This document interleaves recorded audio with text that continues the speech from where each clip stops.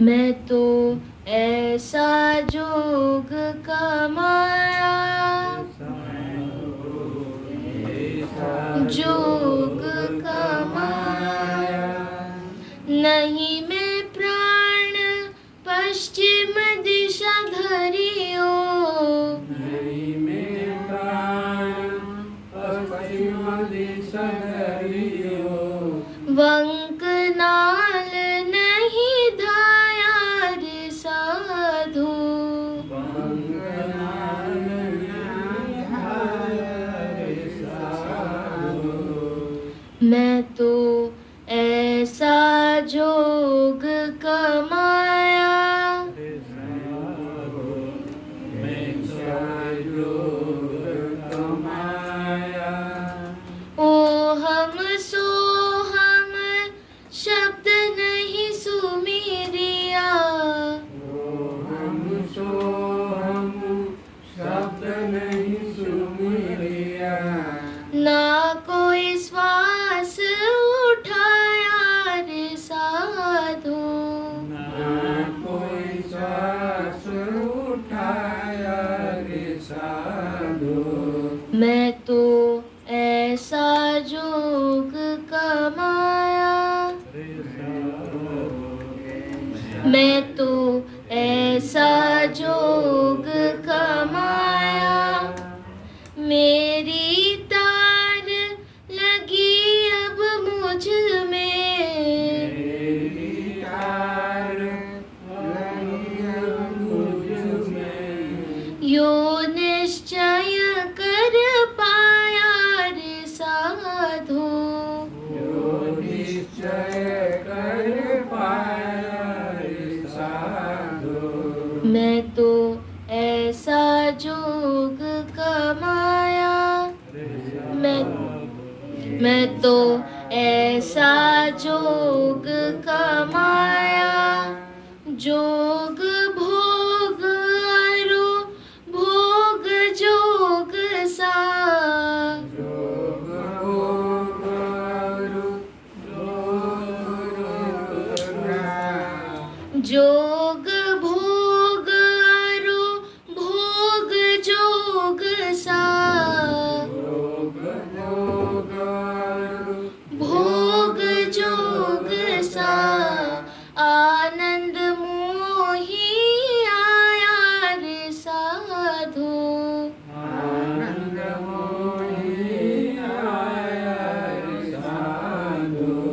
मैं तो ऐसा जोग कमाया, मैं तो ऐसा जोग कमाया, मेरा स्वरूप मोहि विच दर से, मेरा स्वरूप नहीं बिछड़ के, मेरा स्वरूप मोहि विच दर से, मेरा स्वरूप मोहि विच दर से, नहीं को स्वांग सजाया रे साधु, नहीं कोई स्वांग सजाया रे साधु।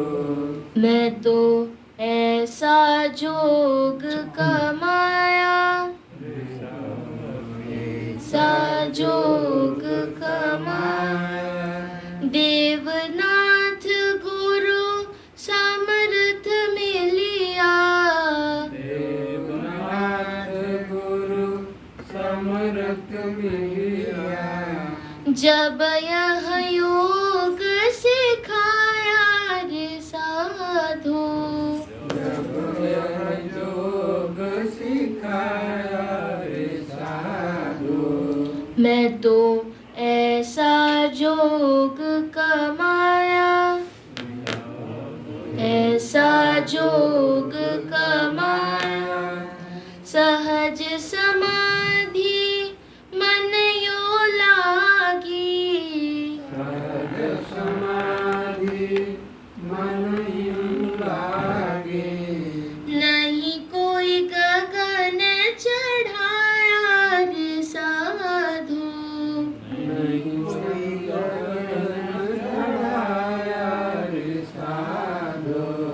मैं तो ऐसा जोग कमाया,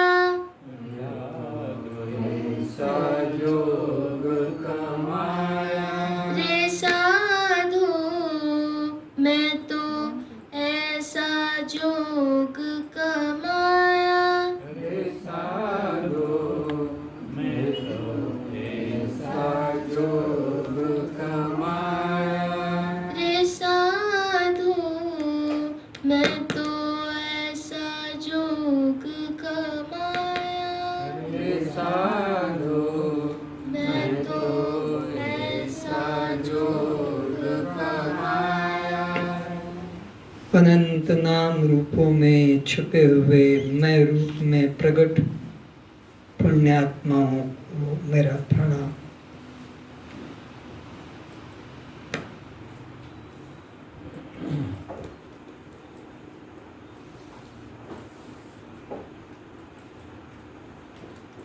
पिछले कई दिनों से हम आप सभी अष्टवक्र जी को सुन रहे हैं।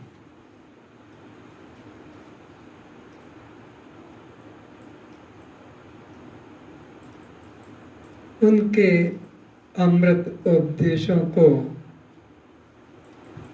सुनने का सौभाग्य भी उन्हीं पुण्यात्माओं को प्राप्त होता है जिनके की मल विक्षेप दोष दूर हो चुके हैं और जिनके अंतःकरण में ब्रह्म को पाने की तीव्र जिज्ञासा है। उन्हीं को ही ऐसे गुरु के दर्शन और प्रवचन सुनने को मिलते हैं। वे किसी शिष्य को शास्त्रों में नहीं उलझाते, वे किसी जिज्ञासु को साधनों में भी नहीं उलझाते, वे किसी शिष्य को काल्पनिक नाम रूपों में भी नहीं फंसाते। वो तो सीधा उपदेश करते हैं कि जिसे तू ढूंढ रहा है वह कोई अन्य व्यक्ति नहीं है,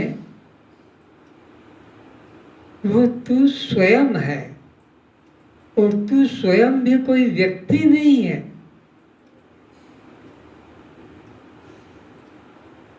तू स्वयं साक्षात आत्मा है,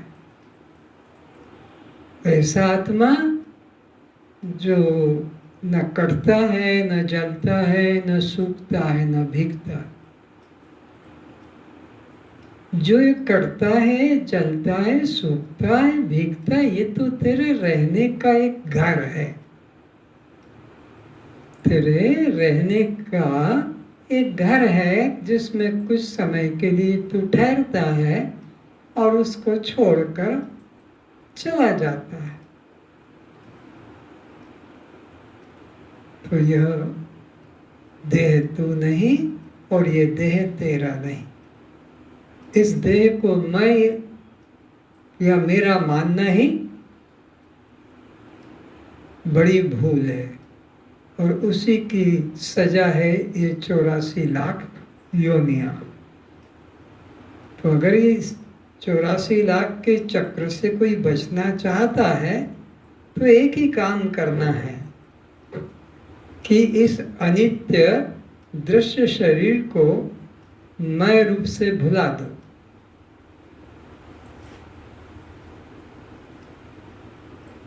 विवेक जागृत करो। आप कहाँ तक मेरा कह के बता सकते हैं? श्रोता लोग अभी जो सुन रहे हैं प्रत्यक्ष या परोक्ष, खोज कर बोलो, कहाँ तक मेरा कह के बता सकते हो? गिनती करो, शुरू करो। प्रवचन नहीं कर रहा हूं, पूछ रहा हूं। आपको बताना है कि कहाँ तक आप मेरा मेरा कहकर बता सकते हो? एक एक नाम लेकर बोलो। इतनी देर क्यों? मेरा शरीर, मेरा शरीर, मेरा शरीर, और इसी तरह मेरा मकान, मेरा हाथ, और इसी तरह बोलो। मेरा मकान, मेरा मेरा मकान, मकान, और इसी तरह बोलते चलो। मेरा पोस्ट, मेरा नौकरी, मेरा मन, और बुद्धि, इसी तरह किताब, जो भी जितना भी है ये सब कचरा है। जहां तक भी तुम मेरा कह के बता सकते हो वहां से तुम अपने को अलग कर लो, बस इतना सा ज्ञान है। जहां तक भी तुम्हारी बुद्धि मेरा कहकर बता सकती है वहां से तुम अपने को अलग कर लो और कुछ नहीं करना। ये जो मेरा है, इसमें जो हमने तादात्म्य कर लिया है बस उसको मिटाना है। और मिटाने का यही है कि बस जिसको मेरा करके जान लिया वो मैं नहीं हो सकता। जिसको भी मेरा करके जान लिया कि बता दिया उससे मैं अलग हूं। मेरी घड़ी तो मैं घड़ी से अलग हूं, इसमें कुछ सीखने की बात नहीं। मेरा जूता तो मैं जूते से अलग हूं। कुछ भी मेरे में आ गया बस तो मैं उससे अलग हूं। इससे सरल और क्या हो सकता है?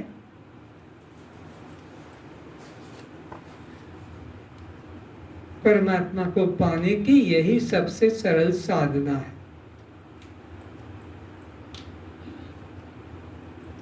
बस इसे सोते जागते विचार करो, और जहां भी जरूरत पड़ती है मेरा बोलने की बोलो, बोलने में कोई रुकावट नहीं, क्योंकि व्यवहार तो उसी से चलना है। ये ब्रह्म विद्या ये तो अंदर अपने उतारने की है। और जब तुम कहो कि ये मेरा मकान है, ये मेरी गाड़ी है, उसी वक्त पर दूसरा साथ साथ ये विचार आ ही जाना चाहिए, गाड़ी मेरी नहीं कि मकान मेरा नहीं, मैं तो इससे अलग। ये एक साथ दोनों काम करना है। तीर उधर भी मारो और तीर लौटकर अपने पे ले आओ। जब जब भी देह के बारे में, मन के बारे में, इंद्रियों के बारे में कहो तो साथ साथ अपने तरफ भी लौट के आ जाओ। तो अष्टावक्र जी यही समझा रहे हैं, सुने। वाग्मी प्रज्ञा महा उद्योगम जनम मुखज डालसम करोति तत्वबोधयम अतः त्यक्तः बुभुक्षुभिः। हे जनक, तत्व ज्ञान से होने से अधिक बोलने वाला भी मूक हो जाता है, बुद्धि शांत हो जाती है तथा सकाम कर्मी कर्म छोड़ उदासीन विरक्त हो जाता है। एक बार और अष्टावक्र जी ने कहा था, भूल गए होंगे आप लोग, कि जो ज्ञानी होता है उसके विशेषण बड़े अद्भुत हैं। ज्ञानी की पहचान वो मूक होता है, वो अंधा होता है, वो बहरा होता है,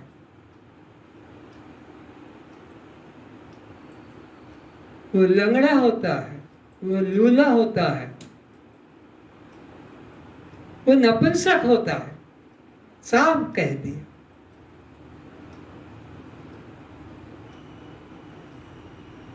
ऐसे तो बहुत सड़कों पे घूम रहे हैं जो अंधे भी हैं, लंगड़े लूले भी हैं, बहरे भी हैं, मूक भी हैं, भिखारी और नपुंसक हैं।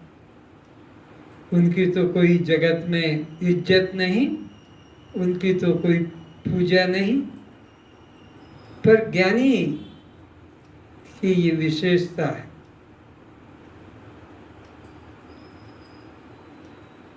वो वाचाल नहीं रहता, मुख हो जाता है।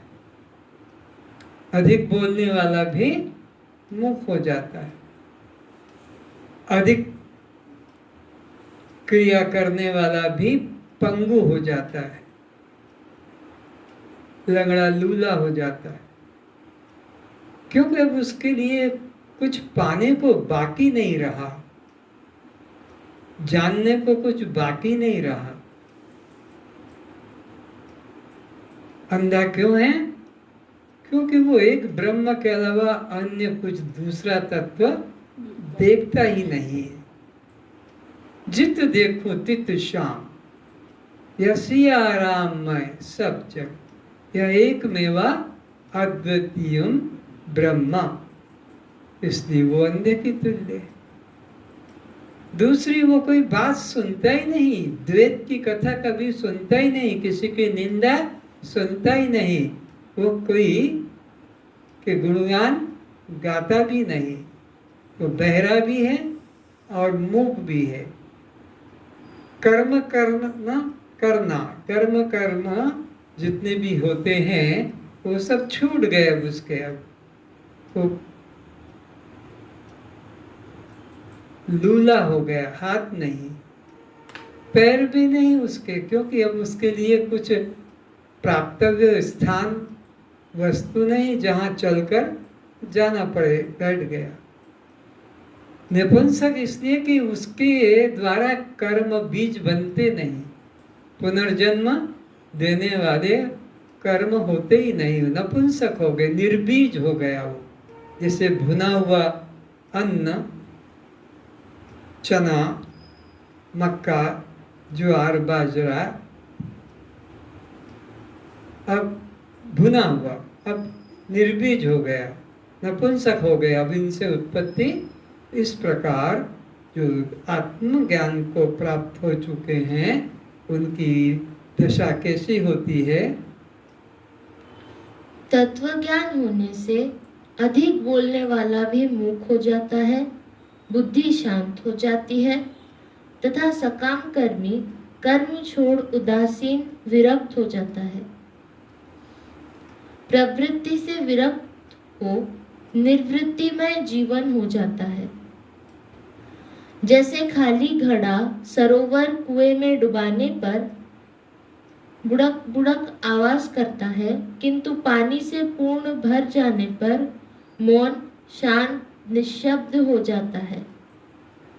इस कारण से जो भोग की रुचि रखने वाला प्रेम मार्गी इस श्रेय मार्ग अर्थात आत्मज्ञान पाने का अधिकारी नहीं है, क्योंकि वह प्रवृत्ति मार्ग में रहकर अपने भौतिक पदार्थों की उन्नति करना चाहता है।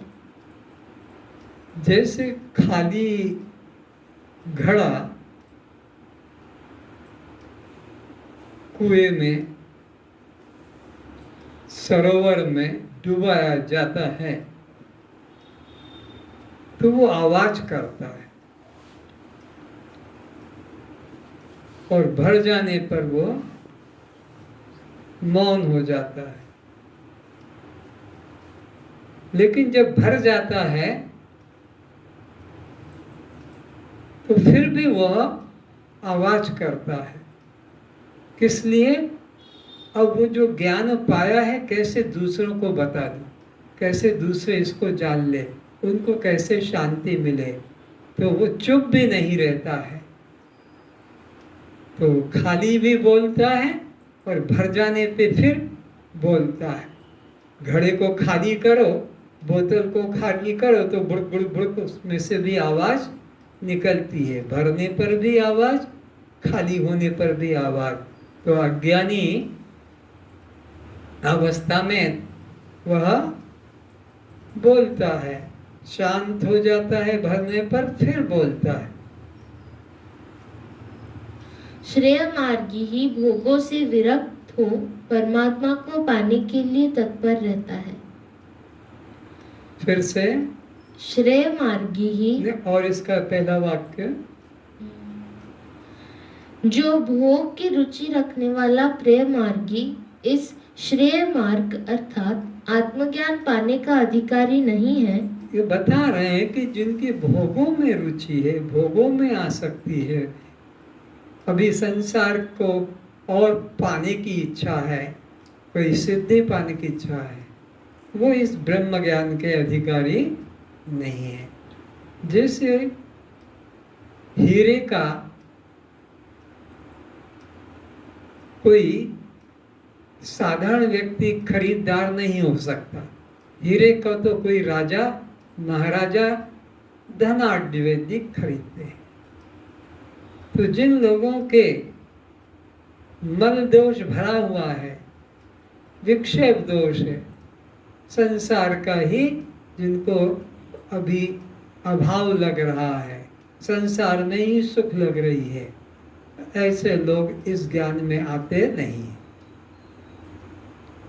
क्योंकि वह प्रवृत्ति मार्ग में रहकर अपने भौतिक पदार्थों की उन्नति करना चाहते हैं। वो तो इस प्रवृत्ति मार्ग में संसार में ही अपनी उन्नति चाहते हैं कि मेरा नाम हो जाए, मैं बड़ा दानी कहलाऊं, मैं बड़ा बलवान वीर कहलाऊं, बुद्धिमान कहलाऊं। इस प्रकार संसार में ही अपनी प्रसिद्धि चाहता है और वहीं रहना भी चाहता है। श्रेय मार्गी ही भोगों से विरक्त हो परमात्मा को पाने के लिए तत्पर रहता है। तो ये दो मार्ग हैं, एक प्रेय मार्ग और एक श्रेय मार्ग। जिनको भोगों की, संसार की प्रतिष्ठा की रुचि है, वो प्रेय मार्गी है। जिसको संसार की रुचि नहीं, भोगों की रुचि नहीं, अपनी प्रशंसा की रुचि नहीं, केवल अपने आत्मा का ही जिनको चिंतन होता है, वो श्रेय मार्गी है और वही कल्याण को प्राप्त होते हैं। प्रेय मार्गी पुनर्जन्म को पाते हैं, दुख को पाते हैं। प्रेय मार्गी चाहे वे दानी हो कि वे दयालु हो कि कोई और प्रकार के कर्मी हो, लेकिन जो ज्ञानी हैं उनको संसार के किसी भोग पदार्थ की आसक्ति भी नहीं होती है, इसलिए उनको पुनर्जन्म की प्राप्ति भी नहीं होती है। श्रेय मार्गी मुक्ति को पा जाता है, प्रेय मार्गी पुनर्जन्म को पाता है।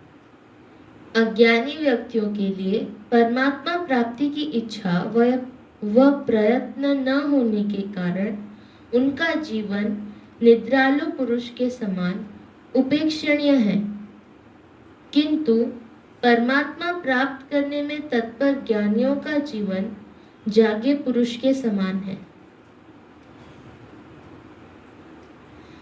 जिस अनित्य संसार के धन जन पद हेतु अज्ञानी जन निरंतर प्रयत्नशील रहते हैं, उस अनित्य क्षण भंगुर धन जन हेतु ज्ञानी जन उदासीन बने रहते हैं। भगवान अर्जुन को भी समझा रहे हैं। अर्जुन, या निशा सर्वभूतानां तस्यां जागर्ति संयमी,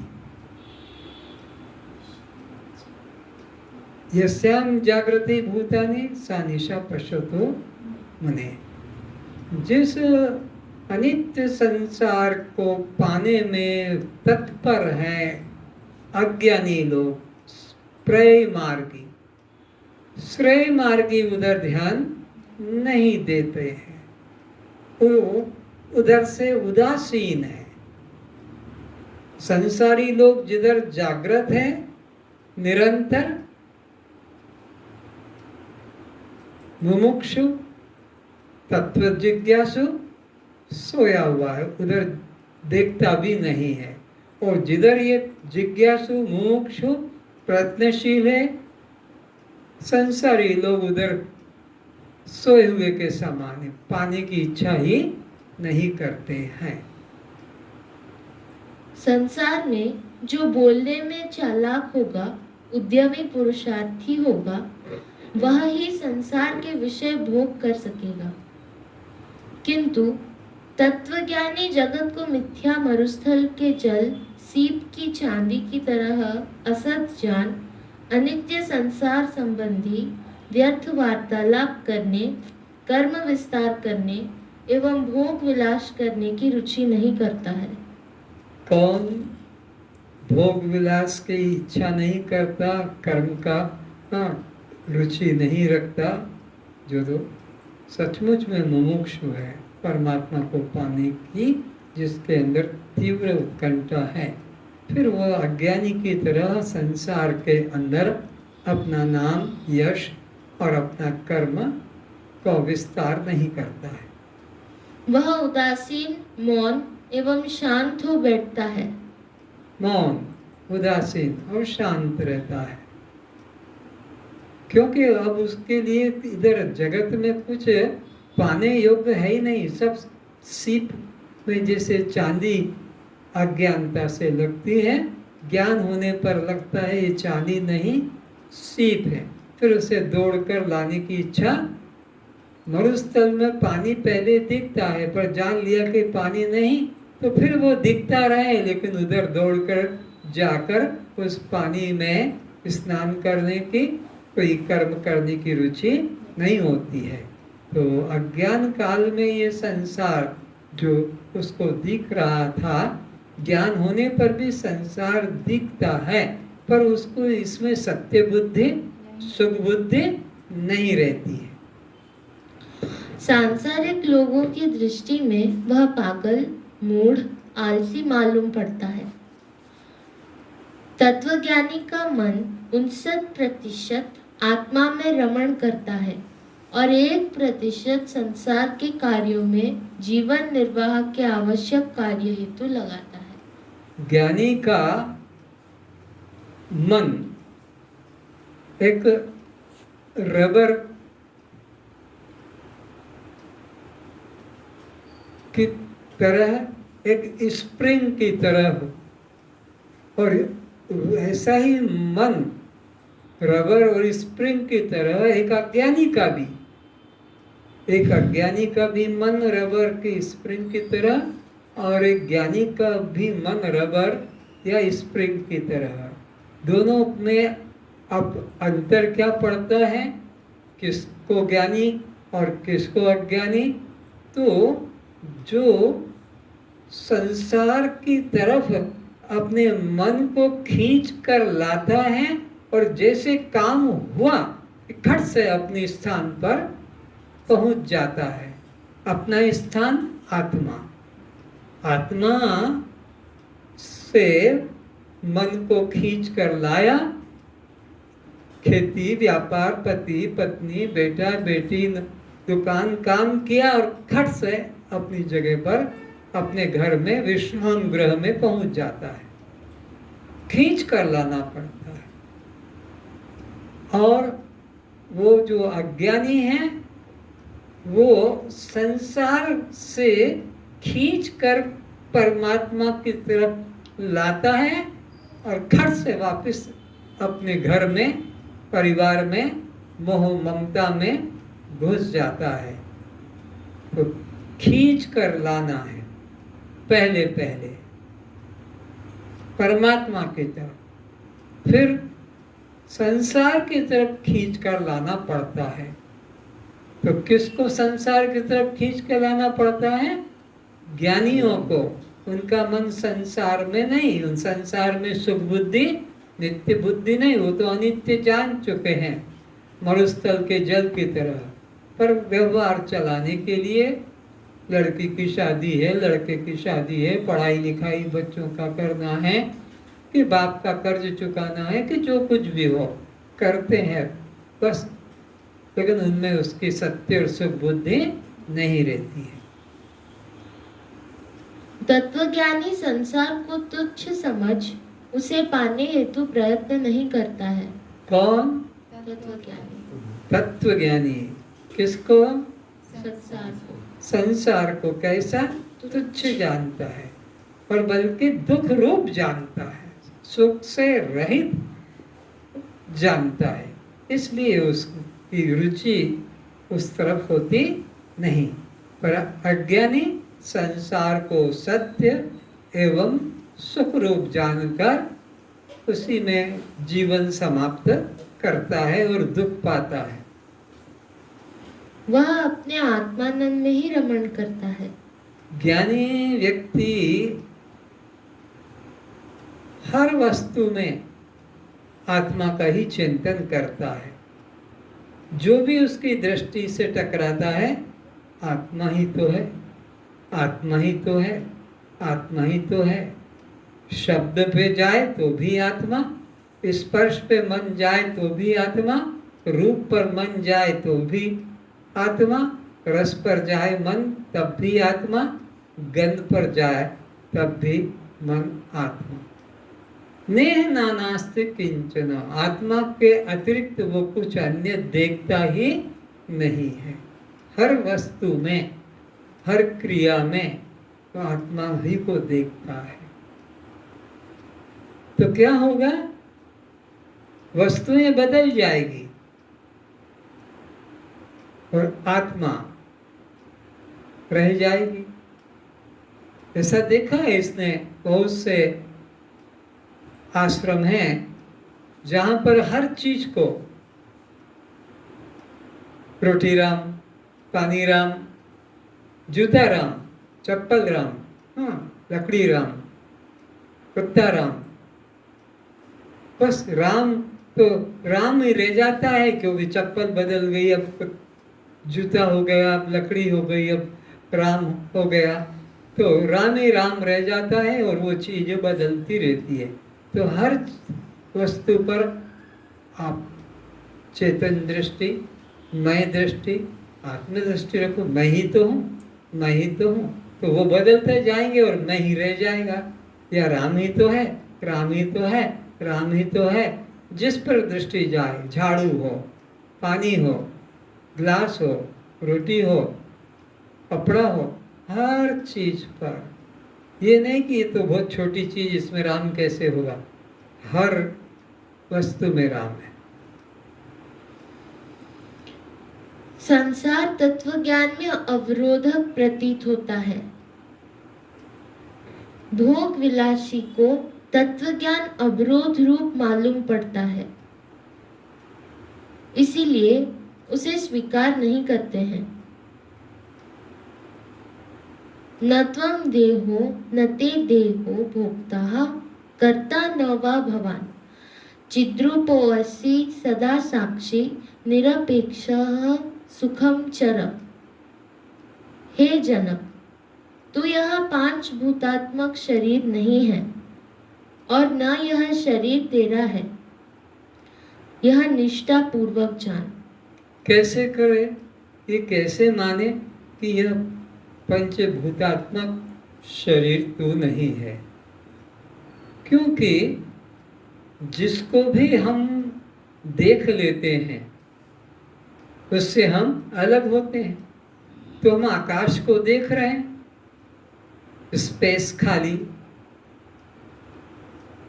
ये अगर ना होता स्पेस खाली तो हमारा हाथ उधर नहीं जा पाता या इधर नहीं आ पाता। कि पेट में जब श्वास भरती है तो पेट बाहर नहीं निकल पाता, और श्वास जब बाहर जाती तो पेट, क्योंकि अंदर होने के लिए भी जगह चाहिए, बाहर निकलने को भी जगह चाहिए। कोई माँ नहीं बन पाती गर्भधारण, क्योंकि बच्चे को रहने को तो जगह चाहिए, बढ़ने को जगह चाहिए। बाहर तो स्पेस तुम नहीं हो, तुम जानते हो आकाश को, वायु को भी तुम जानते हो, तेज चल रही है कि धीमी चल रही है कि तूफानी है, वो भी तुम नहीं हो। सूरज को, तेज को, प्रकाश को भी देख रहे हो, वो भी तुम नहीं हो। जल को भी देख रहे हो, वर्षा के रूप में भी देख रहे हो, नदी के रूप में, तालाब के रूप में, हर जगह, तो वो भी तुम नहीं हो। और पृथ्वी जिस पर बैठे हो, चलते हो, व्यवहार करते हो, वो भी तुम्हें। तो ये पांचों भूत तुम्हारे दृश्य हैं और तुम इन पांचों भूतों के कहाँ हो? तुम क्या हो? दृष्टा है। हम क्या हैं? तो जब तुम पांचों भूतों में से एक भी नहीं हो तो फिर पांचों से बना हुआ ये शरीर तुम कैसे हो सकते? तो ये मन में है जनक निश्चय करो कि तुम पंचभूतात्मक यह शरीर ये षड्विकारी है, तुम निर्विकार हो। आत्मा निर्विकार है, एक रस है। शरीर जन्मता है, रहता है, बढ़ता है और बूढ़ा होकर मरता है। तुम्हारे में यह विकार नहीं, तुम निर्विकार हो, अजन्मा हो, अविनाशी हो। क्योंकि देह जड़ और अनित्य है तो नित्य चैतन्य रूप है। और हे जनक, देह जड़ है, इसकी खुद की कोई क्रिया नहीं है। हमारी शक्ति पाकर, चैतन्य शक्ति पाकर यह कर्म में लगता है। तो ये जड़ है और तुम चैतन्य हो। ये अनित्य है, तुम नित्य हो। ये शव है, तुम शिव हो। ये पर प्रकाश है, तुम स्वयं प्रकाश हो। ऐसा दिन रात जैसा अंतर है, यह तुम नहीं हो सकते हो।